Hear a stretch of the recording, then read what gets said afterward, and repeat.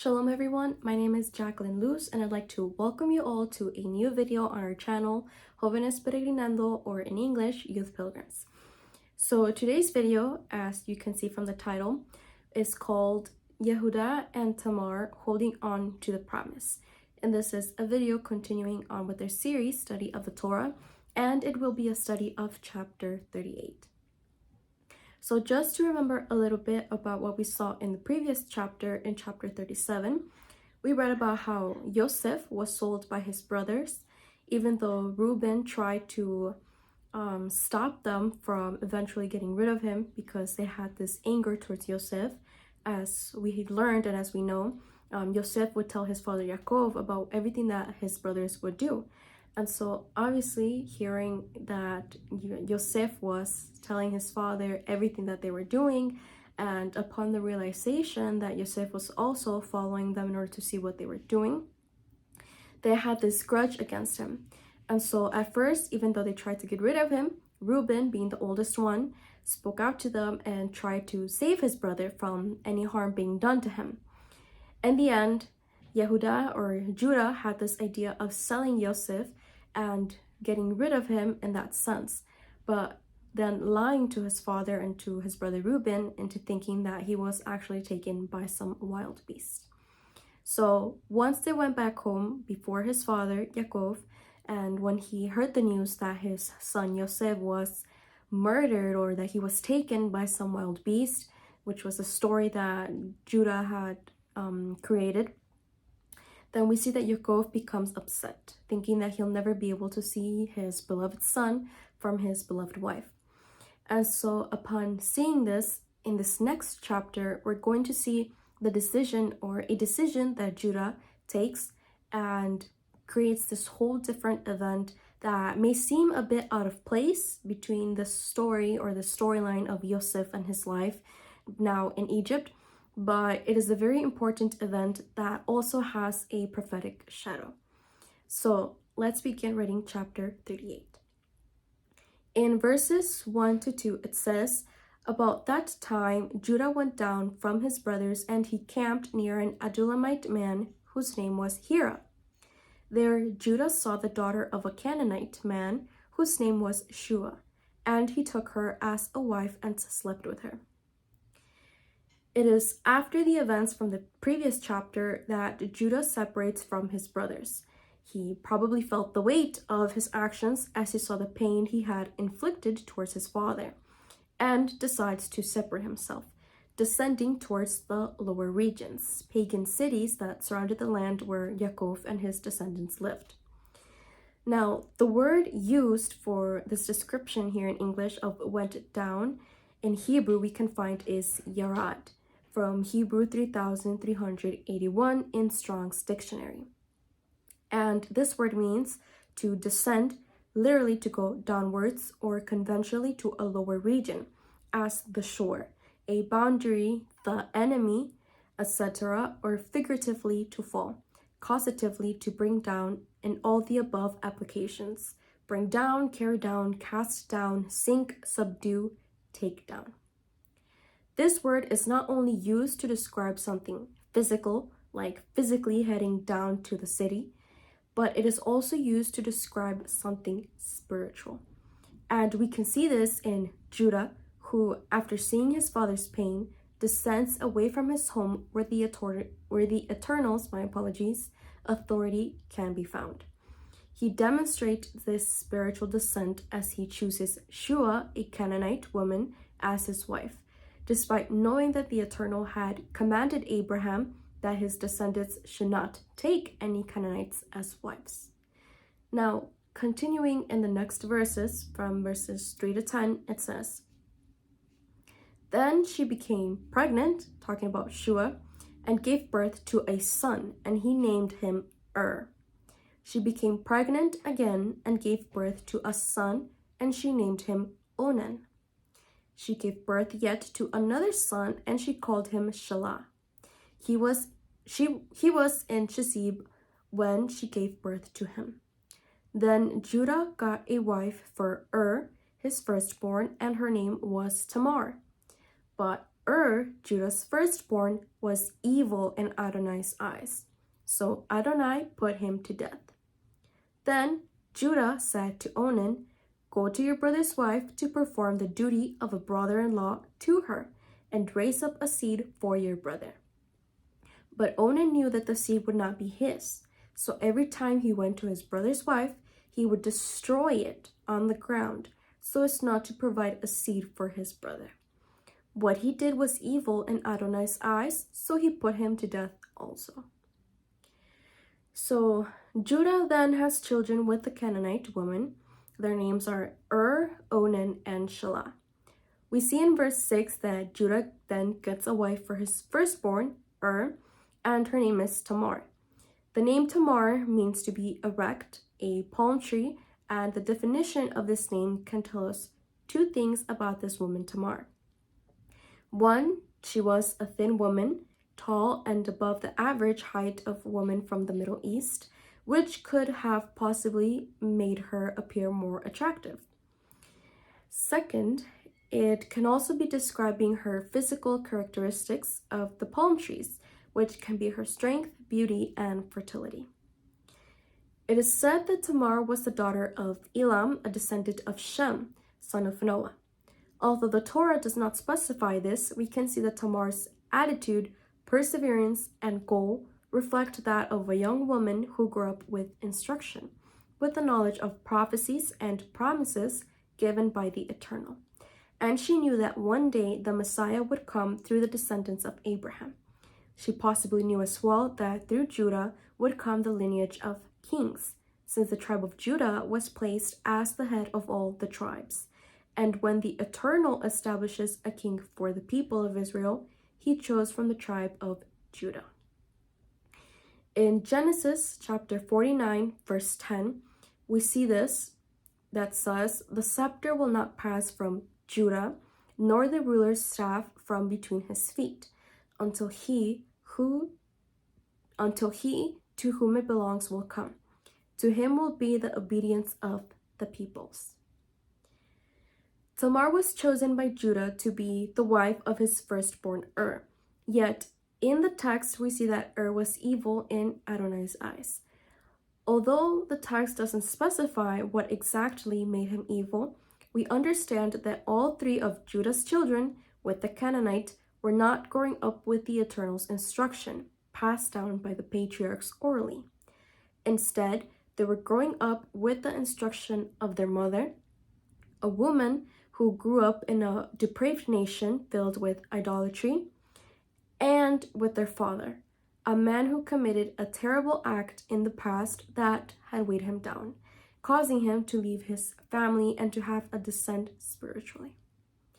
Verse 7 says that Adonai put to death, so after Judah tells Onan that he must unite with Tamar to bring descendants to or to his brother. This is known as the law of the levirate, which we can find in Deuteronomy 25, verses 5 to 10.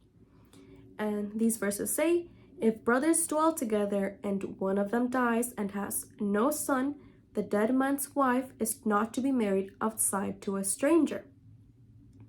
Her husband's brother is to go to her and take her as his wife, and perform the duty of a brother-in-law.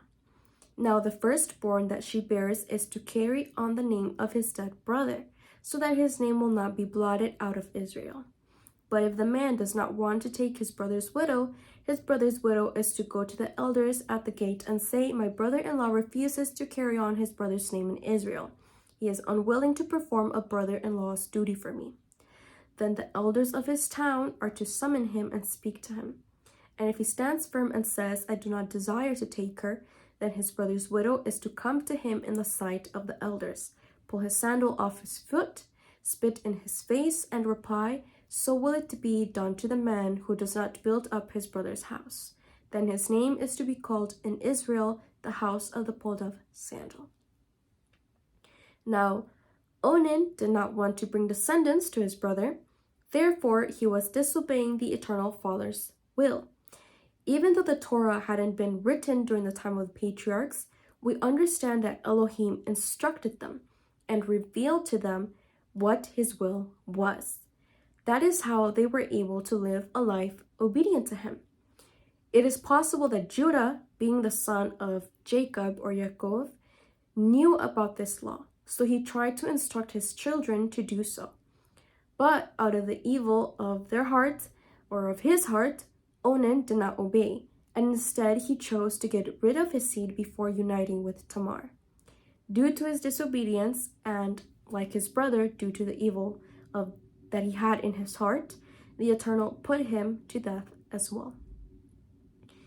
It is possible that these two brothers did not want to have descendants with Tamar because they probably knew who she was, what instruction she grew up with, and may have known that had they had children with her, she would have raised them in the way or in the same way that her family did to her, which was under the Eternal's instruction. Despite the reason they may have had, later on we will come to understand that all of this had a purpose, and will understand why the Eternal did not allow for Tamar to bring descendants to these brothers. Continuing on from verses 11 to 15, it says, Then Judah said to his daughter-in-law Tamar, Stay as a widow in your father's house until my son Shelah grows up, because he thought, otherwise he too might die like his brothers. So Tamar went and stayed in her father's house.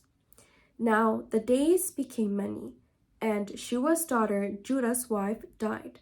After Judah consoled himself, he went up to Timnah to his sheep shearers, he and his friend Hira the Adullamite. Then Tamar was told, Look, your father-in-law is going up to Timnah to shear his flocks. And she removed her widow's clothes from herself, covered herself with a veil, wrapped herself, and sat by the entrance to the springs on the way to Timnah, for she saw that Shelah had grown up, and she had not been given to him as a wife. When Judah saw her, he thought she was a prostitute, because she had covered her face. After the death of her first husband, Tamar was left a widow. But Judah then gave her again as a woman for his second son, so he could bring descendants to his brother. But once he died, Tamar was left again as a widow. Judah then instructed her to live as a widow in her father's house, waiting for his third and last son, Shelah, until he grew of age. Judah said this, though, for fear that Tamar was the reason as to why his two sons had died, and he did not want to risk the same outcome for his last son. In the end, we see that he did not keep his word. Judah became a widower as well once his wife Shua died, so he decided to head to Timnah. Here is when Tamar realizes that Judah did not keep his word and decides to go to Timnah, but dressed as a prostitute. Now, this event seems rather controversial, given that it is said that Tamar was a descendant of Shem. So, what possible reason could she have in dressing up to look like a prostitute? Let's continue reading. In verses 16 to 19, it says, So he turned aside to her along the way and said, Please, let me sleep with you, for he did not know that she was his daughter-in-law. What will you give me to sleep with me? She asked. I will send you a young goat from the flock, he said, provided you give a pledge until you send it, she said. What kind of pledge shall I give you? He asked. Your seal and your cord and your staff in your hand, she said. So he gave them to her, and he slept with her, and she got pregnant by him. After she got up and left, she removed her veil from herself and put on her widow's clothes. Now, why would she do this? This is a question that many of us could ask ourselves. Inside various religious groups, the act of prostitution that Tamar committed has labeled her as a prostitute, although it is important to understand that she is not a prostitute.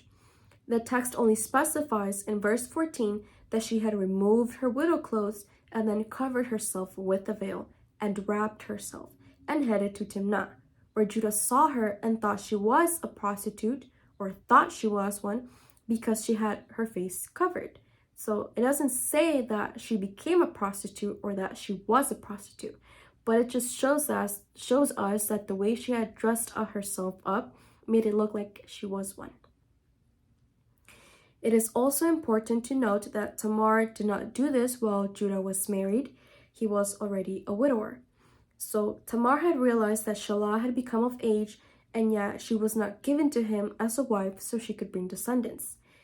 It is very likely that she, knowing the prophecy that the Messiah would come through Judah and that it was the tribe of Judah who would have the scepter in Jerusalem, or the authority, until Shiloh arrived, or our Messiah, our King, then all she was really seeking were the descendants of Judah. She knew that it was not going to be through his sons, through the children of Judah that he had with the Canaanite woman, but it would be through him directly, a pure descendant of Yaakov or Israel. The Eternal could have possibly placed her on this path so that she could reclaim descendants through Judah, and she could bring a pure lineage from which the Messiah would come from. In the text, we can verify this as we analyze the objects that Tamar was to receive from Judah. The first thing we see mentioned is a young goat from the flock. This is a shadow of the Messiah and the way in which Judah and all the people of Israel would be redeemed. Through Judah would come the sacrifice or offering for sin. The second thing mentioned is the seal, which represents the signature or identity, the salvation that came through the tribe of Judah.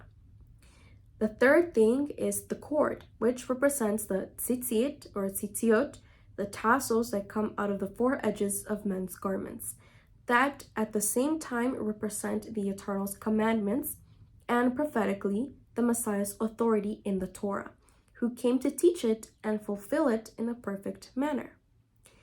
And the fourth and last thing we see is the staff, which symbolizes power and authority, the reign and authority that the Eternal gave to the Messiah. As we can see, Tamar, knowing that through Judah would come the reign and redemption of the Eternal through his anointed Yeshua, and upon seeing that her father-in-law would not fulfill his word, she used her cunningness and jealousy for the fulfillment of the Eternal's instruction so this could be fulfilled. And she managed to achieve the descendants that brought many fruits, both physically and spiritually, for all humanity through Israel. Continuing on with the next portion from verses 20 to 26, it says, "When Judah sent the young goat by the hand of his friend the Adulamite to take back the pledge from the woman's hand, he could not find her. He asked the men of her area, saying, 'Where is the cult prostitute? She was at the springs along the way.' But they said, 'There hasn't been a cult prostitute here.' So he returned to Judah and said, 'I couldn't find her.' And the people of that place also said, 'There hasn't been a cult prostitute here.' Then Judah said, 'Let her take them for herself, or we'll be held in contempt. Behold, I did send this young goat, but you couldn't find her.' About 3 months later, Judah was told, 'Your daughter-in-law Tamar has been a prostitute. Look, she's even pregnant by prostitution.' 'Bring her out,' Judah said, 'and let her be burned.' As she was being brought out, she sent word to her father-in-law, saying, 'I'm pregnant by the man to whom these things belong.' Then she said, 'Do you recognize whose these are, the seal, the cords, and the staff?' Then Judah recognized them and said, 'She is more righteous than I, since I didn't give her to my son Shelah.' She was not intimate with her again. When Judah tried to pay the prostitute, Tamar, with the goat in order to receive back his seal, cord, and staff, Tamar had already disappeared, back into her father's home, dressed up again in her widow clothes. After this event, 3 months passed when it was discovered that Tamar was pregnant, yet it was not known by anyone except for Tamar who the father of her baby was. When Judah was told that Tamar, his daughter-in-law, was pregnant, he immediately judged her with the consequence that a female who was a daughter of a priest, which also gives us a bit of understanding as to what possibly was Tamar's background. This consequence that any female daughter of a priest would receive if she gave herself to prostitution or did any fornication. We can see a lot about this in the book of Leviticus, chapter 21, verse 9. The daughter of any Kohen or any minister, if she has profaned herself by playing the prostitute, profanes her father, and she is to be burned with fire. So with this verse, we can kind of analyze or understand that Tamar was possibly a daughter of a minister, that she probably had that instruction from a minister as she was growing up. So with this, we can also have an understanding of the background that she had and how she was able to understand and know all about these prophecies and these promises that the Eternal had given from the very beginning, and especially through Abraham. And she had this understanding of the importance of Abraham's descendants, which would also include Judah. As we can see, Judah is quick to judge Tamar to death for her actions, because he did not know that in reality, he was the one who had impregnated Tamar. We can actually see an event similar to this reaction that Judah displayed in the second book of Samuel, chapter 12, verses 1 through 14. In both situations, these two men, Judah and David, speak in a way to demonstrate that the actions done in each situation displayed before them were wrong, without realizing themselves that they were actually judging their own actions. Judah tried to give Tamar a punishment for her supposed prostitution and getting pregnant, yet out of his own flesh, he had been the one to impregnate her. In the end, once Tamar shows him the belongings he had given her, he realizes that the woman he believed to be a prostitute was actually his daughter-in-law. And that was the reason as to why he could not find her again when he tried to seek her. When he says in verse 26 that she is more righteous than I, since I didn't give her to my son Shelah, Judah verifies that she was actually seeking justice. He did not say that her act was one of prostitution or fornication, because he knew that she was doing justice based on what the Eternal had revealed. So therefore, she had no sin, and was more righteous than him, because he did sin, as he didn't keep his word in giving his son to her. At the end, the text says that Judah was not intimate with her again, meaning he didn't take her for a wife despite her being pregnant. And even though it was possible for him to take her as a wife, since they had both been widowed, he chose not to. But this was probably something that Tamar was not looking for, because she had already obtained the descendants that she was seeking. Now, in the last couple of verses for this chapter, we will be able to see with clarity that, indeed, the Father's will was being fulfilled throughout this chapter. From verses 27 to 30, we read, "Now, when it was time for her to give birth, behold, there were twins in her womb. While she was giving birth, one stuck out his hand, and the midwife took a scarlet thread and tied it to his hand, saying, 'This one came out first.' But as he was pulling his hand back in, behold, his brother came out. So she said, 'How have you broken through? The breach is because of you.' And he was called Perez. Afterward, his brother, on whose hand was the scarlet thread, came out, and he was called Zerah." As Tamar is about to give birth, we can see that she actually had twins in her womb.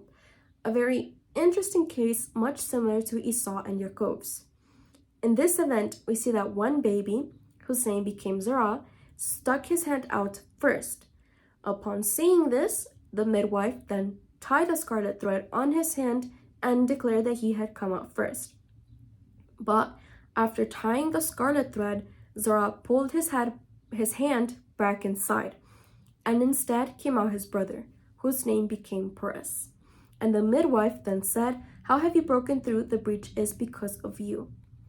The reason why the situation is similar to Esau and Jacob's is because there seems to be an internal battle between these two twins, but the Torah does not specify this.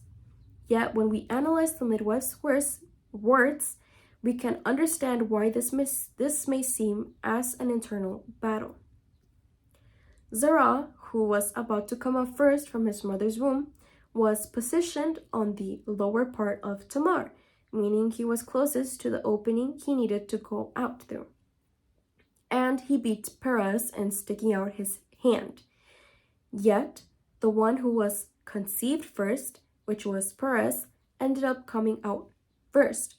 So, when the midwife says, "How have you broken through? The breach is because of you," we can understand it as her saying, "You, being above, opened the breach to allow your brother, who was about to come out first, yet you beat him." Today, it is commented that in terms of twins, scientifically, my apologies, the one that is older is usually the one who was conceived first. And it is said that usually the one who was conceived first is above, while the one who was conceived after is below, closer to the opening. Therefore, the one that is born first is not actually the older one, but instead the one who was born afterwards. In Perez and Sarah's case, the one who was about to come out first was the last to be conceived. Yet he bolted back in his arm, and instead came out the one who was conceived first, and thus becomes the firstborn, and therefore receives the name of Perez. When we look at the name of these two brothers, we can see a very interesting detail. The name Perez in Strong's dictionary can be found in Hebrew 6555, which means to break out in many applications, direct and indirect, literally and figuratively. To breach, break away, down, to burst out or come abroad, compel, disperse, grow, increase, open, press, scatter, urge, break out. And the name Zerah in the Strong's Dictionary, Hebrew 2226, comes from Hebrew 2225, Zerah, from which means a rising of light or rising. So Perez opened a breach through which he came out first, but then allowed for his brother Zerah, whose name means light, to come out afterwards. The birth of these two twins talks about a characteristic that the Messiah was going to have, which was to open a path or a breach from which the people of Israel could walk through. And it is a light that they needed to follow in order to receive redemption and reconciliation between the Father. And it was also a path that was opened up to the nations, so that those who return to him can become his people, and he could be their Elohim. We can understand this with Yeshua's words in John chapter 8, verse 12, when he says, Yeshua spoke to them again, saying, "I am the light of the world. The one who follows me will no longer walk in darkness, but will have the light of life." And in John chapter 14, verse 6, when he says, Yeshua said to him, "I am the way, the truth, and the life. No one comes to the Father except through me." So through the birth of these twins, we can actually see how the Messiah came to fulfill this characteristic that was already foreshadowed, or that was shadowed already before he was born, which was to be the path and the light through which the people of Israel, as well as the nations, could go to reach the Father. And this is a very important thing to know, because through Tamar's strength, through her perseverance in fulfilling the Father's will, and in seeing the fulfillment of the promise and those prophecies that were given and that she had been taught, she strived so that this could be fulfilled and so that the Messiah could come. And this is a very important thing for us to understand. We shouldn't have this connotation or this understanding of Tamar as just a mere prostitute, as she has been given in religious institutions, but instead we must understand that Tamar, or the Eternal, through Tamar, made this descendants pure, so that through her descendants, through that lineage, the Messiah could come. So our Redeemer could come and be that path or that breach needed for us, so that we can reach that light and follow that light to reach the Eternal and demonstrate ourselves as people righteous with the Torah, with the instruction, after being purified by his Son. To conclude, although Tamar's actions could be deemed as unrighteous, once we analyze the text, we can see that she had a greater purpose in mind, which was to bring the descendants through which the kings of Israel would come, and through which the King of Kings would also arrive, our Messiah. From Tamar, we see Perez be born, whose descendants never parted from the Torah because he instructed them with the Torah, and never parted from Jerusalem, but instead grew up to be some of the fiercest warriors or fighters that were also alongside with David. And we also see that through Perez, we see characters such as Boaz and David come from this lineage. And most important of all, like we've seen, we see the Messiah, just as it says, or it is specified in the lineage described in Matthew chapter 1, verses 1 through 16. Well, thank you everyone. We have reached the end of this video. We hope you enjoyed it, and if you could please give us a thumbs up and leave comments in the comment section for any questions that you may have.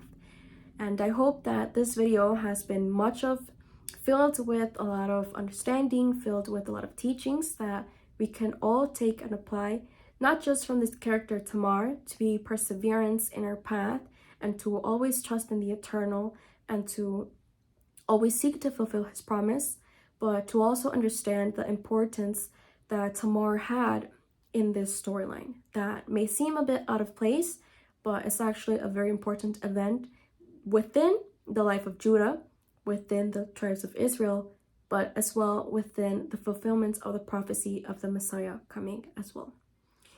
And once again, if you could please give this video a thumbs up and leave your comments in the comment section down below. Thank you for watching, and we'll see you next time. Blessings and shalom.